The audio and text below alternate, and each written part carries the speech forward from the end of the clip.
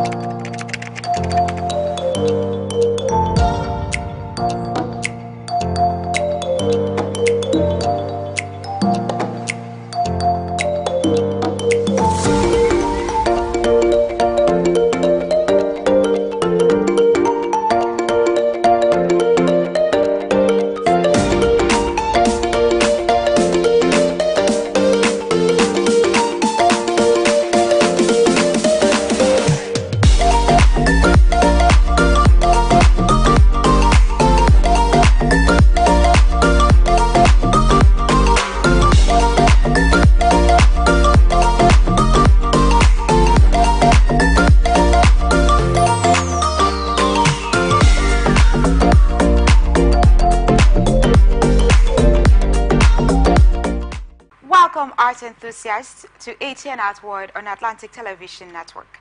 This is a network gathering of artworks based on the belief in art for the enjoyment of the creativity, innovation, and the cultural diversity nurtured and displayed by art. It is widely accepted that art plays an important role in sharing knowledge, supports, promotes, and protects artists and artistic freedom.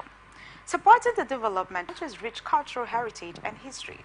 Rooted in tradition, Nigerian sculpture encompasses a wide range of styles and techniques, from intricate wooden carvings to elaborate bronze castings, often inspired by mythology, religion, and everyday life.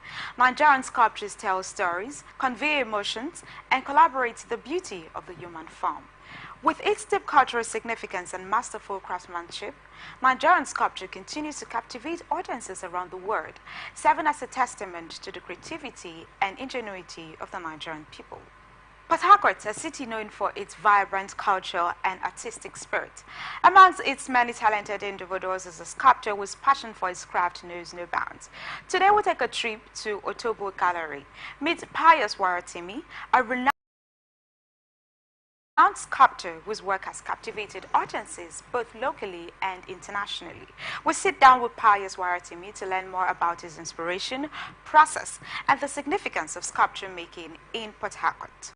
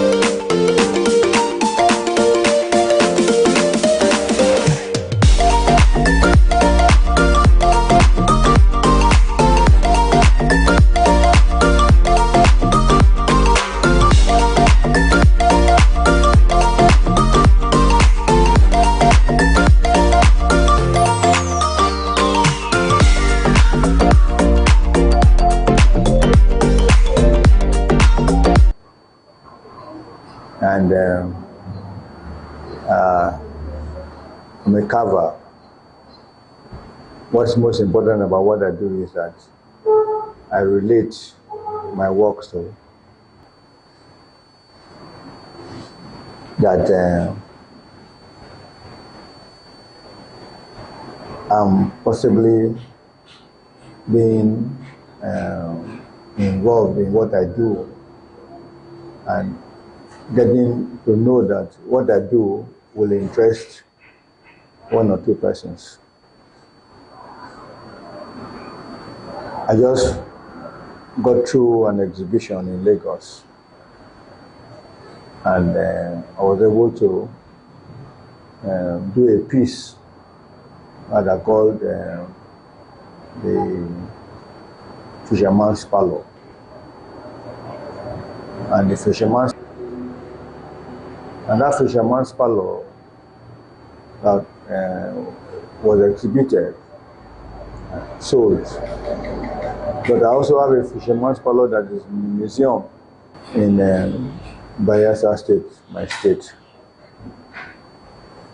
But as an artist, it took me time to for people to appreciate that in the art school you're susceptible to a lot of other things, particularly when, as a student, you go through all the aspects of the art. And somehow I ended up being a graphic artist after graduation. And that is what has made me who I am today. I'm a wood carver, and I branded myself the woodpecker. And as it resonated, I was also given an award as the master carver of the Niger Delta in an exhibition that I showcased the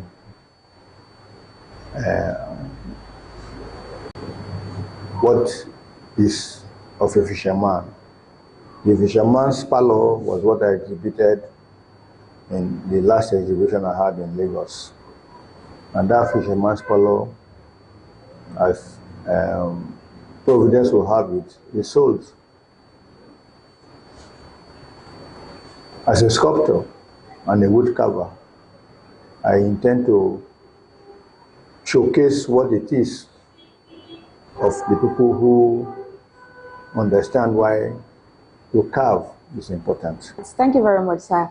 Can you give us an in-depth knowledge of wood carving and sculptures?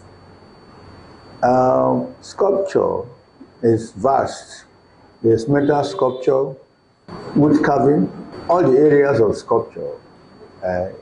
But sculpture is an area where it's a three-dimensional thing or a two-dimensional thing. When it's three-dimensional, you can go around it. When it's two-dimensional, you just place it on the wall. Like if you look at this gallery are two-dimensional because they are placed on the wall.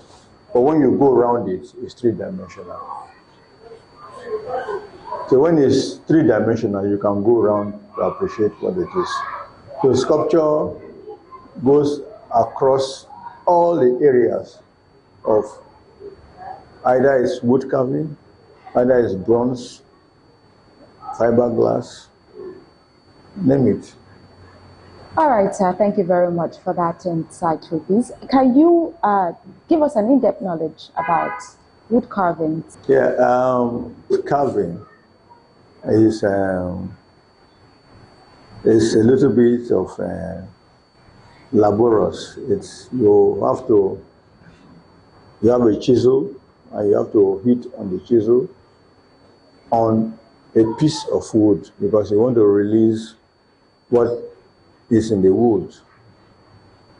If you chip off, you cannot add again. In wood carving, as you chip off, you have chipped off.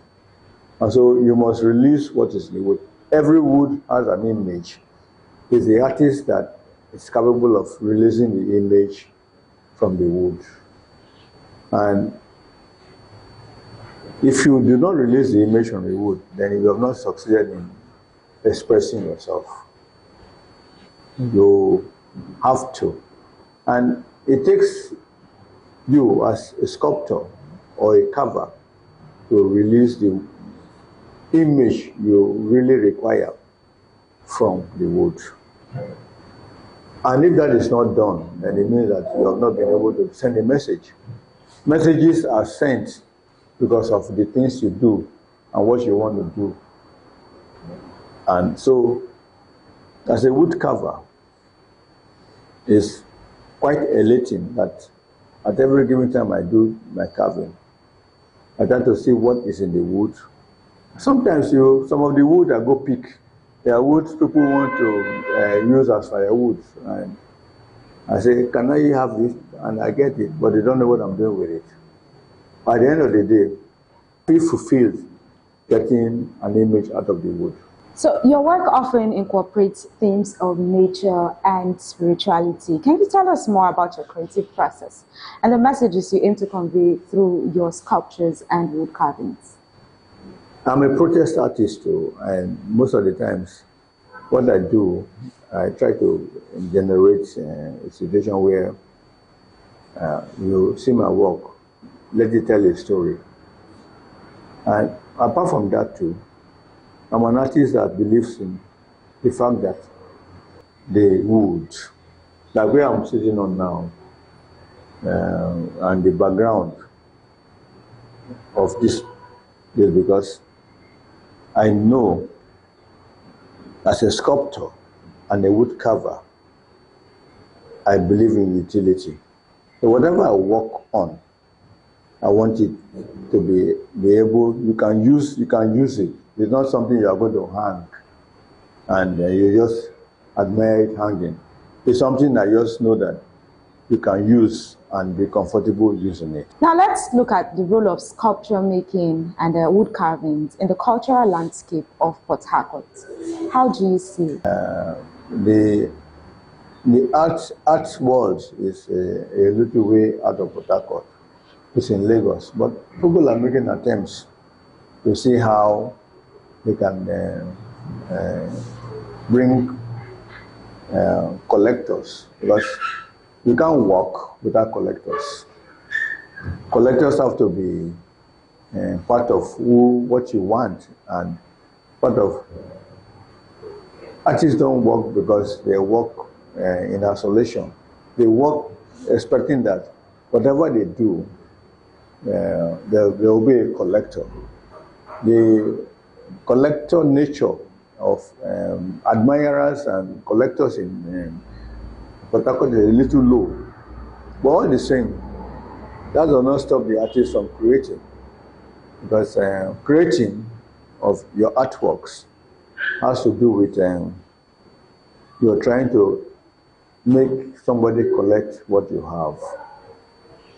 It doesn't really need you to be in a location. Any part of the world, because social media, on social media, how much is this? How can I get it? What, and it's done. So it's not, now, we're not talking about whether the Port Harcourt market is weak or the Lagos market, but that do a good work as an artist and put it on social media. And before you know it, somebody will be asking, how much is it? And if the price is settled. How do you choose the materials for your art pieces, both for wood carvings and sculptural works? I source my materials locally, and sometimes too, I pick them up. You know, some woods that I think is going to be valuable to them, I make sure if somebody owns it, I'll say, can I pick this off? And how much is it? I pick it up. And like I earlier said, what they use as firewood, if I see it as useful, I pick it up. And if I have to pay for it, I pay for it. But basically, there are sawmills. And sawmills right now, we have this. People just fell wood and nobody is checking them. We don't plant wood. So most of the things we get from our sawmill are very unseasoned. And You go to the sawmill, you pick your wood, try and season it. So the source of my wood is at the sawmill, but as I move around, but I believe that no matter how small wood is, no matter how unimportant wood is, no wood is wasted, except you don't know what to do with the wood. Now let's look at challenges as an artist, because certainly you go through things daily. Yeah, yes. There are challenges, and every artist requires sponsorship. Every artist requires support, and we cry out to our system, from the local government to the state and the federal. The recognition of who we are as artists had never been there. Do they have anything to do with artists? Artists are supposed to beautify our streets. Artists are supposed to beautify our roundabouts. This place you have come, I operated this place since over 40 years now. Wow. Yes, over 40 years now.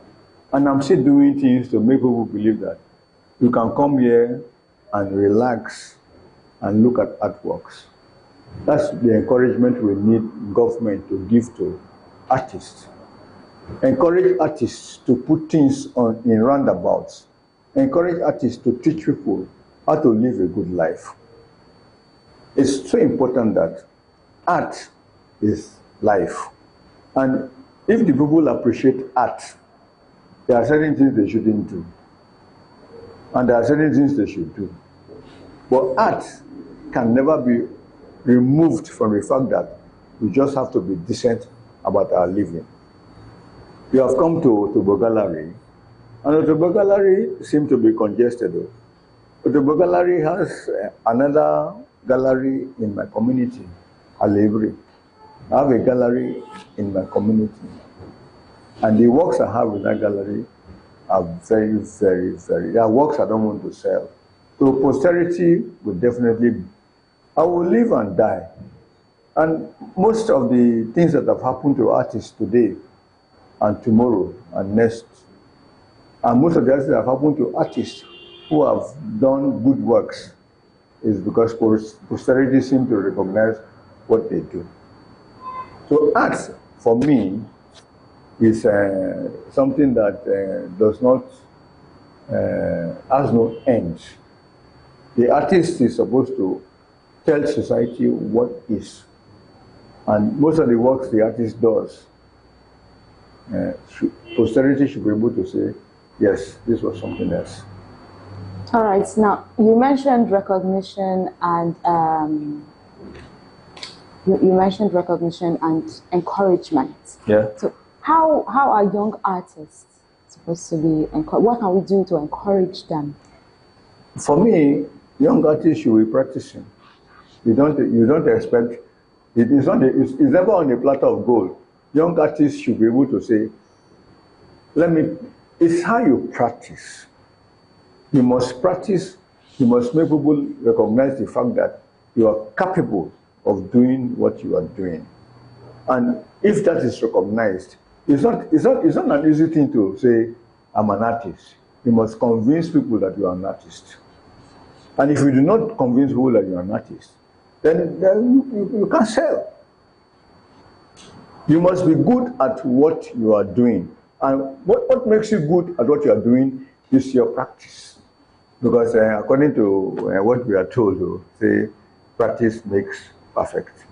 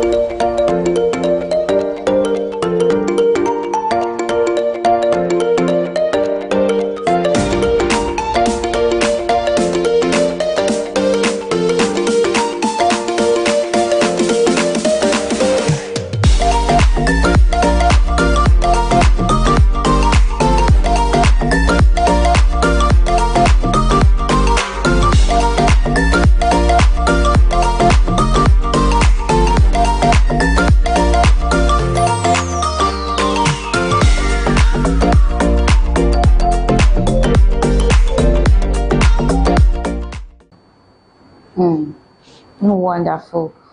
All right. How do you envision viewers interacting with your sculptures and your wood carvings? I love what I do. If I don't love what I do, I will have branched out to buying and selling.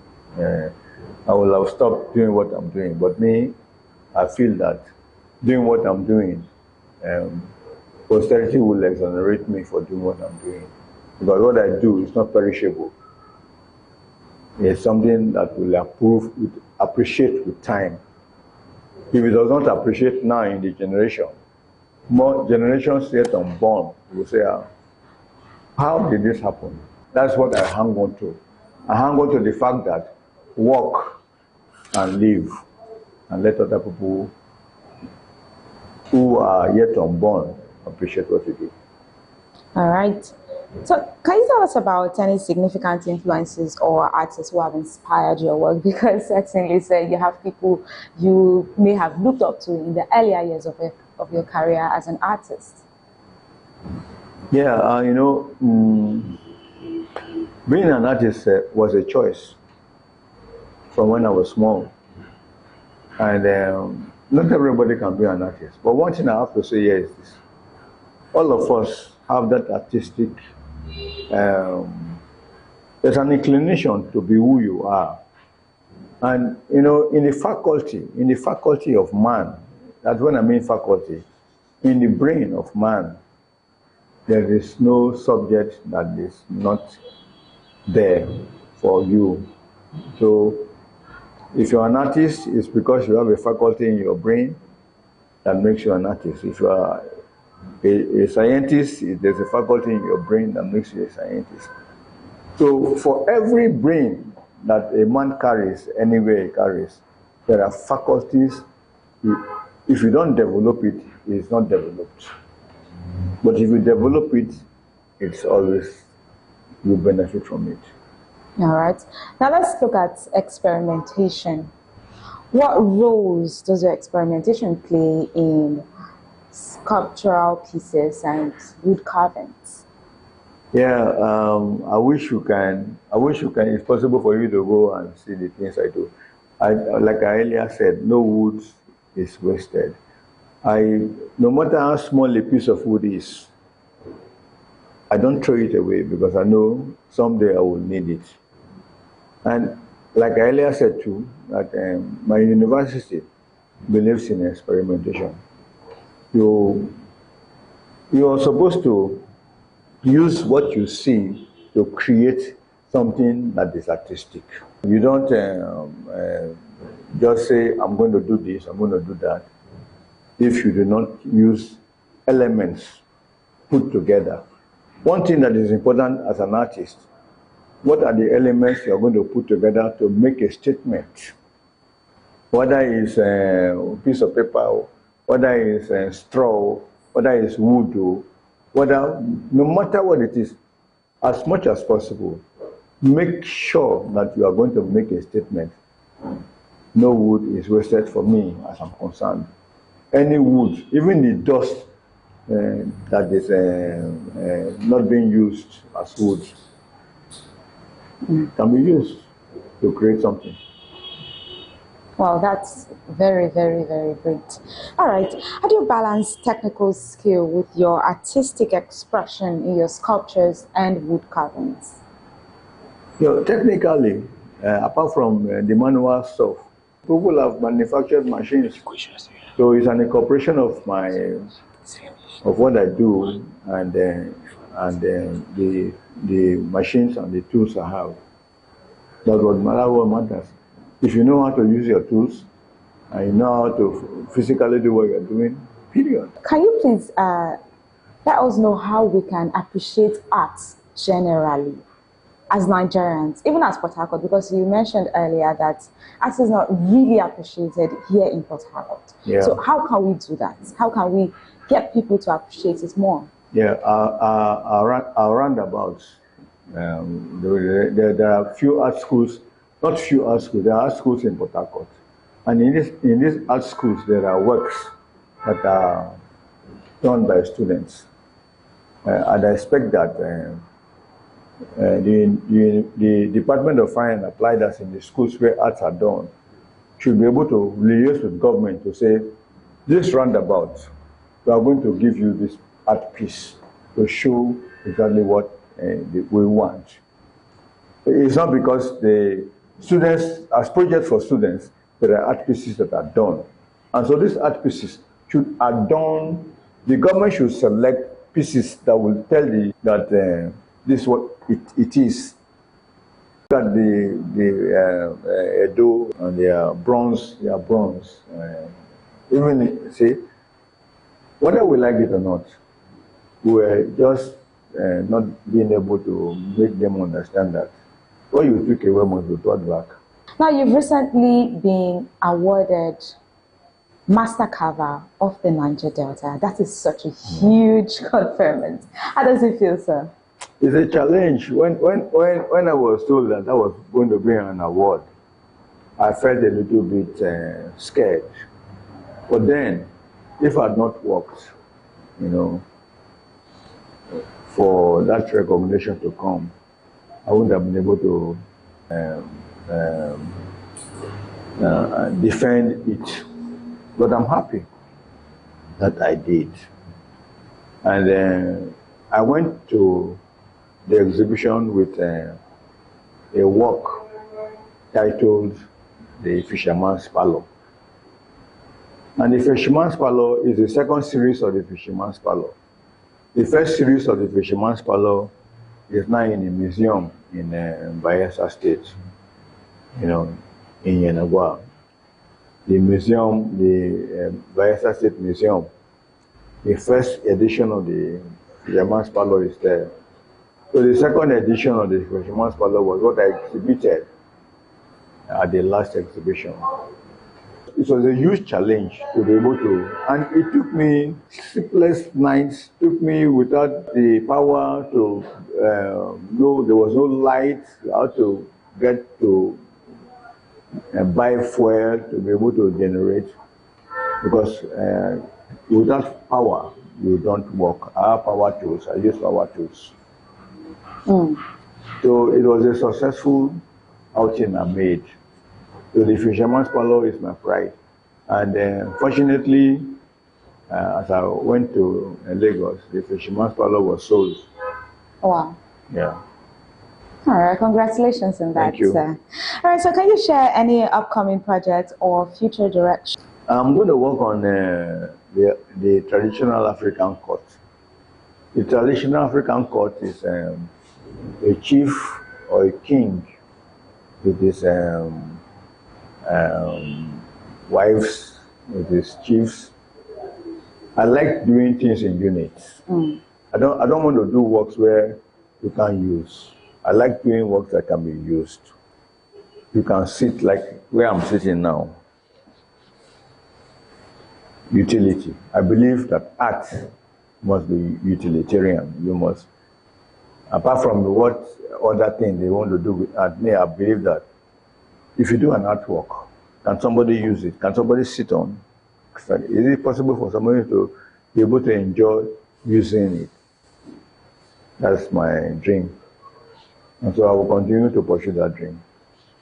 All right, thank you very much, sir. This has been such an enlightening conversation with you. But before we go, can you take us around your studio and show us a couple of sculptural pieces and Of course. Why not?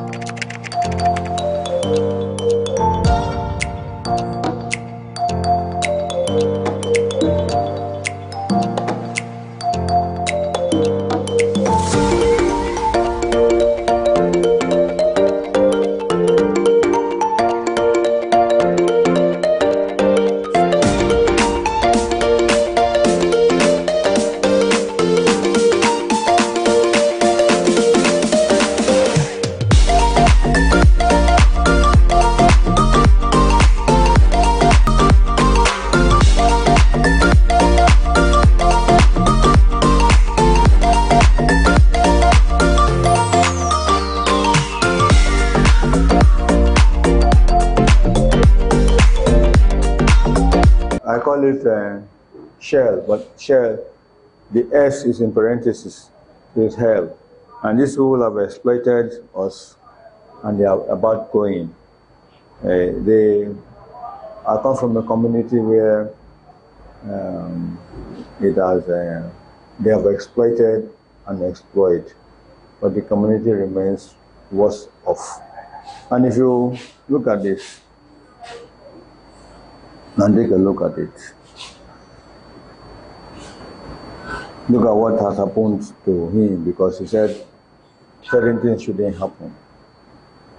And because of that, something happened to him. And the rest is history.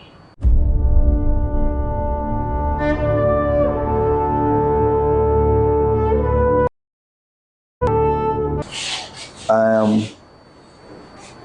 a sculptor, and what you see here is a dining table. And this dining table, all the legs and the components of the dining table are carved. They are carved. They are carved woods. I have a way that I do the things I do when it comes to carving. There are a lot of other pieces that you can see around.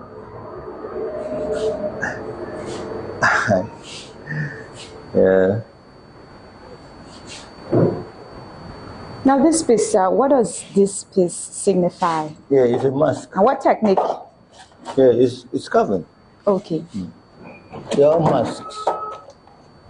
Are there different styles of carvings you can use to achieve a particular piece? No, not exactly. Okay.